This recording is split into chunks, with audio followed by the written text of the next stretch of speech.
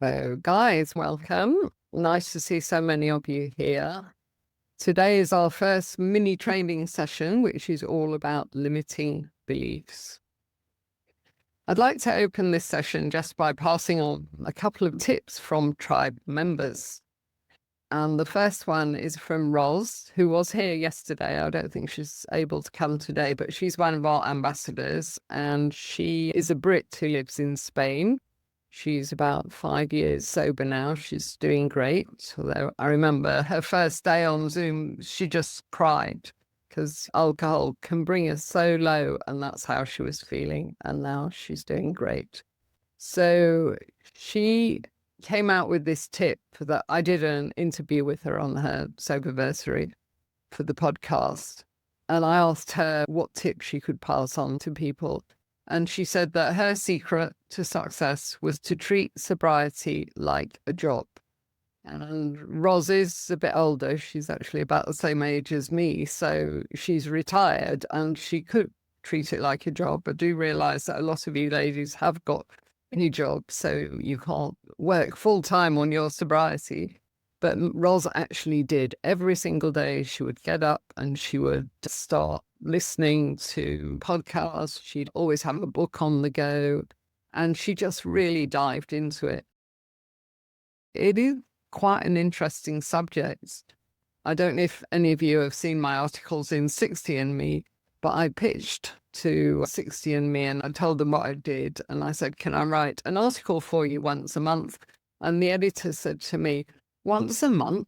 She said, but what on earth is there to say about that subject? I never run out of things to say. There is plenty to say. And that's why if you do treat it like a research project, you can dive into the knowledge. It's about psychology, it's about biology, there is so much to it. It's about neuroscience. So I would advise everybody just to get stuck in, certainly at this early stage. And another tip from a lady in the US, she came to our Zoom cafe on her first soberversary, and she did a talk about the benefits, and she was getting huge benefits. And I said, let's have one tip for the newbies, because there were lots of newbies there. And she said, for the first few months, you have to obsess about your sobriety. So that's another way of putting exactly what Ros said. So that's what we're trying to help you do for this week, really get you off to a flying start and get you to at least 7 days to obsess about sobriety and treat it like your job.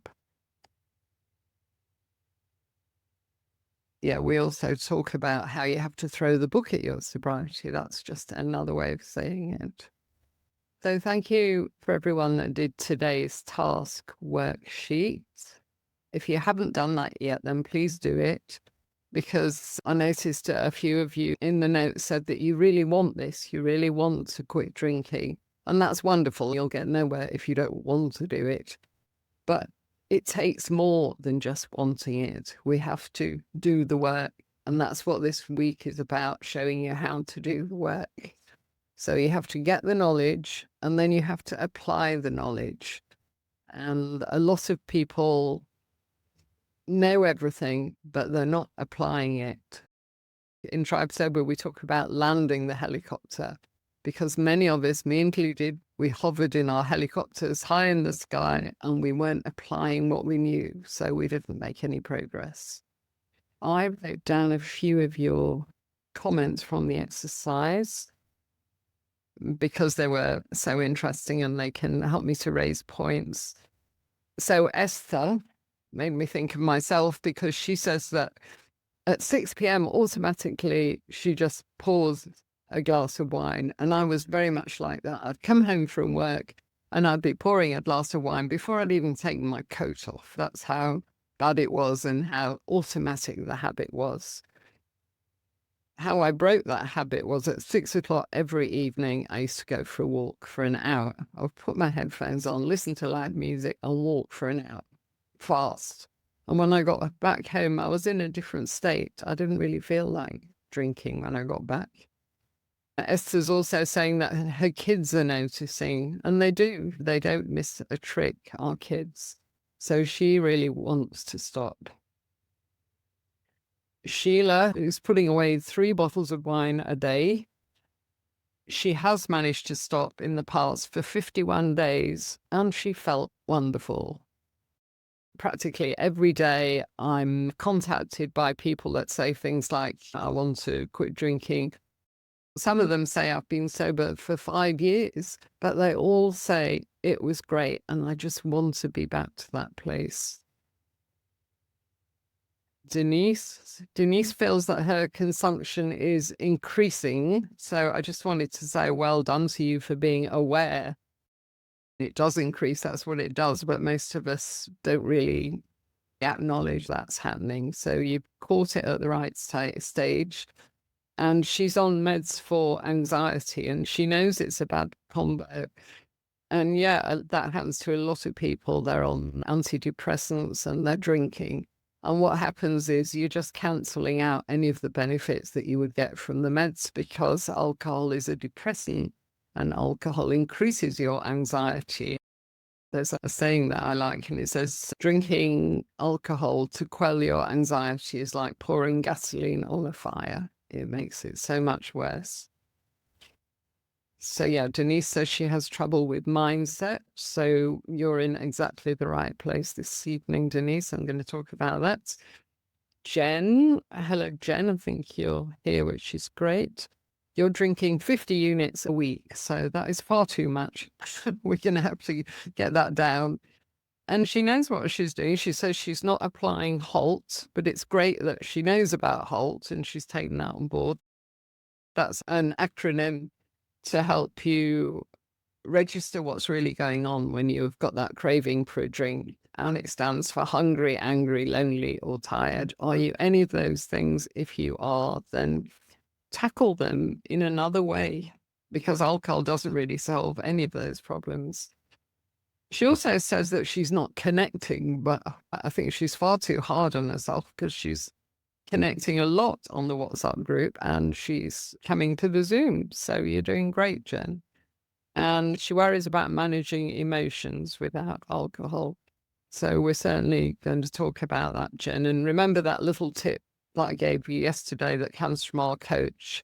Get comfortable with being uncomfortable. And that includes having uncomfortable emotions. We're not here on earth to be happy all the time. I found that a great relief when I interviewed a neuroscientist, and she told me that our brain is wired to survive. It's not wired to make us happy, but we can hack our brain and trigger happiness, but it's not going to be 24/7. We'll get periods of happiness. Jen's confidence score is 7, so that's good. Yeah, Carol confidence score was 2, which is quite low. She uses alcohol to relax. It sounds like she has a very busy life and she's very busy in the day, and then she just collapses in the evening and drinks wine. I was a bit like that too. So I do empathize. But what I would say to you, Carol, is find a hobby. I never had any hobbies, and I used to say, my hobby is socializing, by which I meant, of course, sitting boozing with my friends. So you're going to meet the fabulous Lucy, who is, we call her the queen of hobbies, because since she quit drinking, she got into creativity big time, and she's got so many hobbies. So she'll talk about this if you ask her. We need to find other things to do with our time apart from drinking. And I always say to people, just experiment, try lots of things, and you might not like most of them, but you'll find something. You need to find your passion. Christine, who's been with us quite a while, and she's making great progress. She's got a confidence score of 10, which is wonderful. And she wants clarity of thought so that she can build new coping skills. And that's brilliant, because that's what we have to do. If we're not going to chase away our emotions with alcohol, then how are we going to cope with them? A pattern you really need to look out for is we work hard on our sobriety in the early months, and then something comes out of left field. What do the Americans call it? A curveball. Something, it can be quite nasty and serious and something really happens, and your automatic coping mechanism is to grab a bottle of wine and dive into it. So if you haven't built alternative coping mechanisms, then you're going to drink if something bad happens. Kelly, I'm not entirely sure which Kelly it is. I think it's Kelly in Canada. She wants to get the lessons that she's learning to stick. I hope you heard my helicopter analogy. Just make sure that you're putting those into action. And that's where coaching can really help, actually. You'll meet, Lynette will do a talk for you on Thursday. A coach will sit with you and say, what have you got coming up this next week? And what will your challenges be? And how are we going to apply what you've learned? And then the following week, she'll be debriefing on your success. Angela's got a confidence level of 10, which is wonderful. And she's saying that she needs connection. So I hope you decide that we're your people, Angela, because we're here for you. Valerie's got high confidence score, but she can hear a nagging voice. I think she was saying that she went out with some friends and she didn't drink, but she felt a bit on the outside and she got FOMO. She felt she was missing out because she wasn't in that drinking vibe. So that's what today's talk is about, actually. It's about that nagging voice, because you will feel you're missing out unless you do some work on it. And that's what we're going to help you with. So Monica will post a checklist this evening to help you land your helicopter. And I'd like you all to look at that and make sure that you've done everything. So she's asking you, have you done the task and posted the results on the group? Have you listened to the podcast? Have you read the article? Have you marked the poll? Have you filled in your tracker?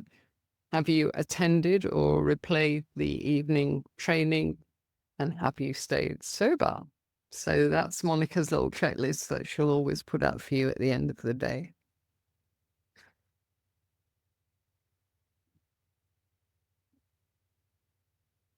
So yeah, remember that you've got to do the work and treat sobriety like a job in the first few months. I think I said in the welcome talk yesterday, allocate an hour a day to reset. Watch the training, listen to a podcast while you're out and about, do some reading, do the task.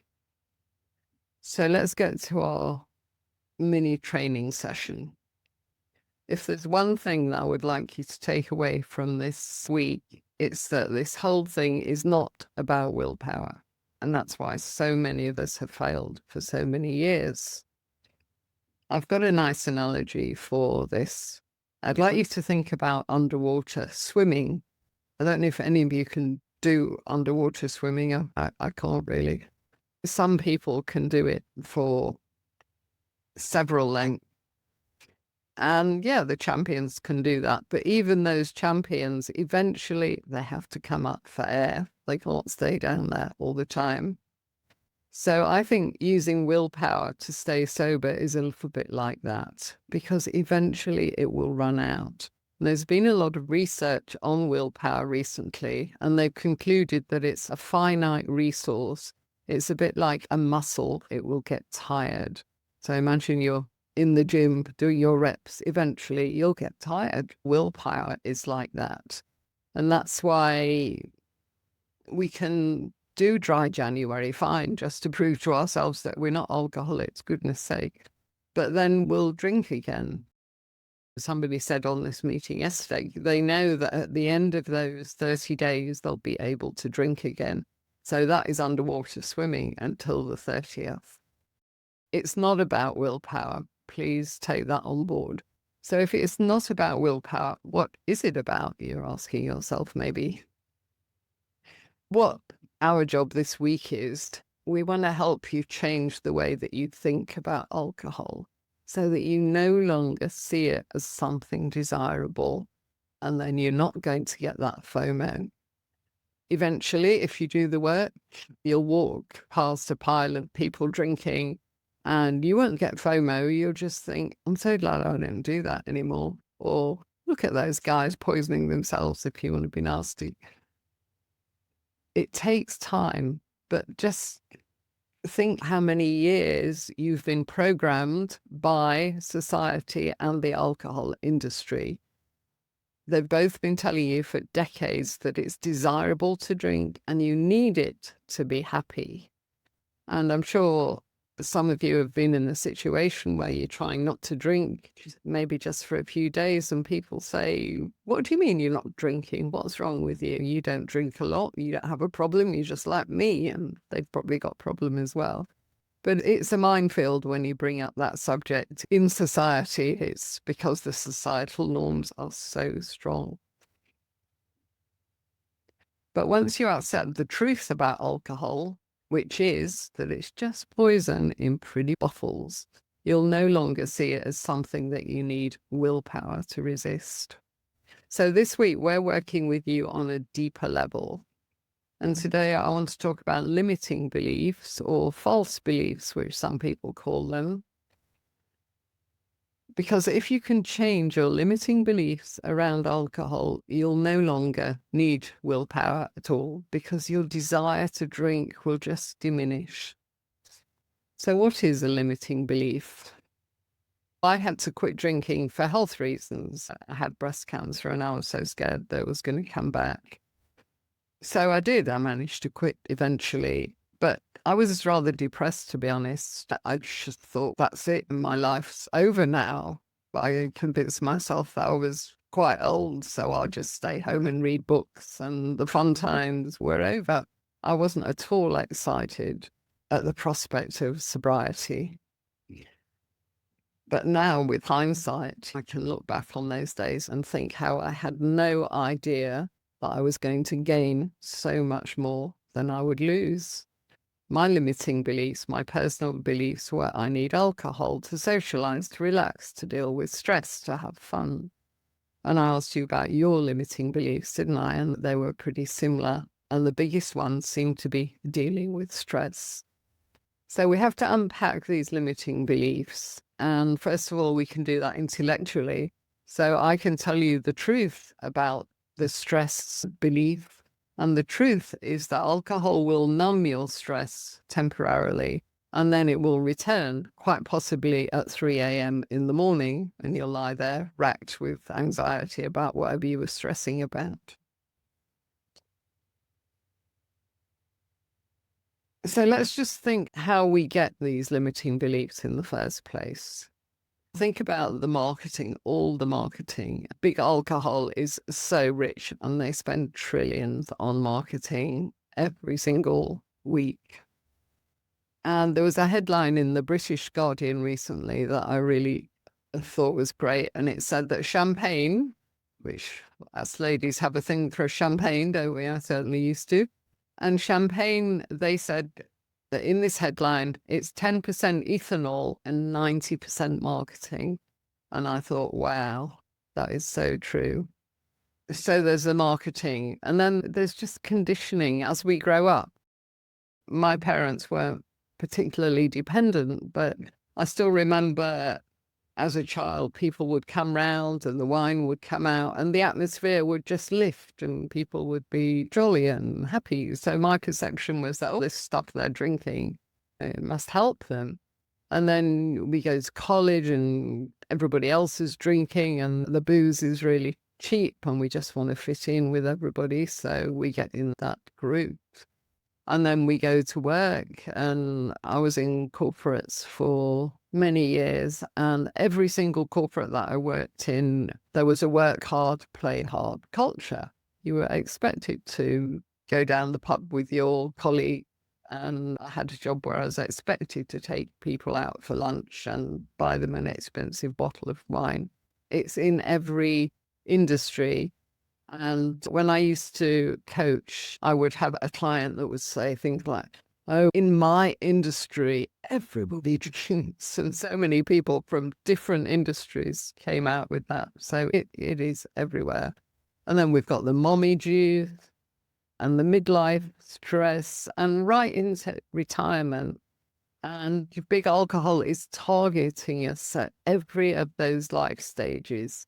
And women in particular have been targeted by the wine industry for 3 decades now.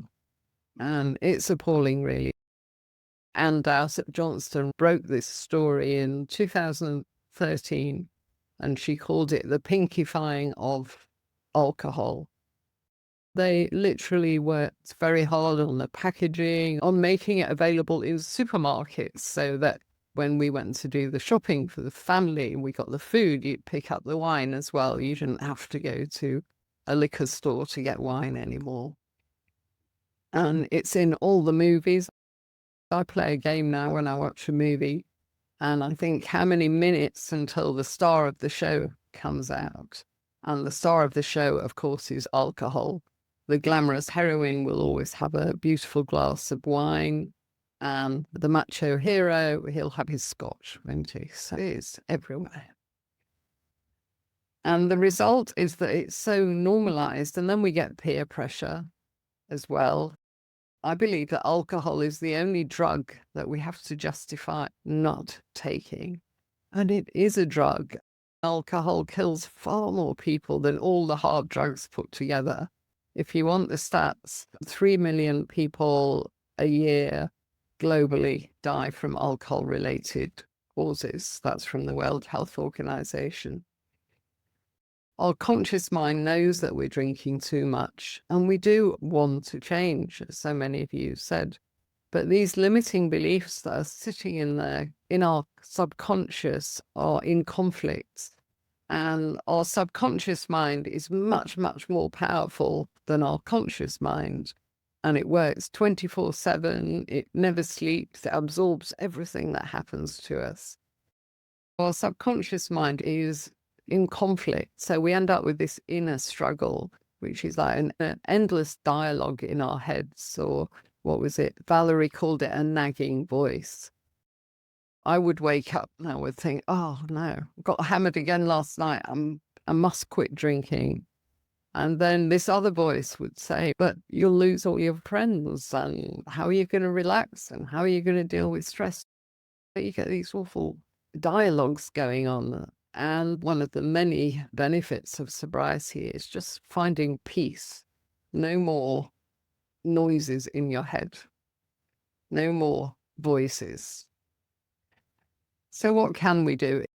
If we're going to reprogram our subconscious, then we need to overturn those limiting beliefs one by one. So that's why you first of all need to see what your limiting beliefs are, dig them out, and then overturn them intellectually. I can give you a personal example to illustrate that. I believed, because I'd never done it since I was about 16, I believed that I couldn't socialize without alcohol. First of all, I overturned it intellectually, and I wrote down in my journal, I can spend time with family and friends without drinking alcohol. And then I had to do the deep work in my subconscious. So that was the difficult bit. The only way that I could overturn it was by forcing myself to go out again and again and socialize without alcohol. So I saw it as an experiment. I was a scientist in my own life, and I would journal it every night. I went out more than usual. I was going out about 3 or 4 times a week. And sometimes it was excruciating. After half an hour, I just had to do a runner, basically.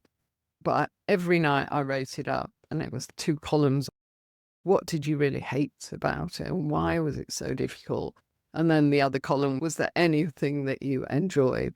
So I carried on, and it took me a while, to be honest, but I had been drinking for 40 years heavily.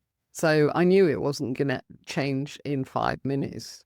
But after about 3 months, and I can still remember coming home from an event in a cab, and I was buzzing, just like I used to buzz from alcohol, because I was thinking, I'd met some really interesting people, and I was thinking, I'm going to have coffee with that lady next week, and I'm going to read this book, and I'm going to see this movie. We just had some great conversations. I'm not saying it was all hunky-dory after that moment, but that was the turning point for me. And then gradually I got more and more relaxed. So take your limiting belief. Some of you said that you had this one about how will you manage stress. First of all, overturn it intellectually. And I've already told you the truth about that limiting belief. Alcohol will only numb your stress away for temporarily, and then it'll come back. So obviously the best way to deal with whatever is stressing you out is to deal with it. We really recommend journaling and writing stuff down, but find other ways to deal with your stress. And as we overturn those limiting beliefs, we'll gradually change our thinking about drinking, which was the title of the article that Monica posted for you. So I hope you can see how different that is from just gritting our teeth and using willpower, which won't last. So that's a bit about what a limiting belief is, how we get them, how to change it. And if you want to dive deeper into this topic, then please have a look at This Naked Mind by Annie Grace, because it's the classic book on this kind of thing. It's brilliant.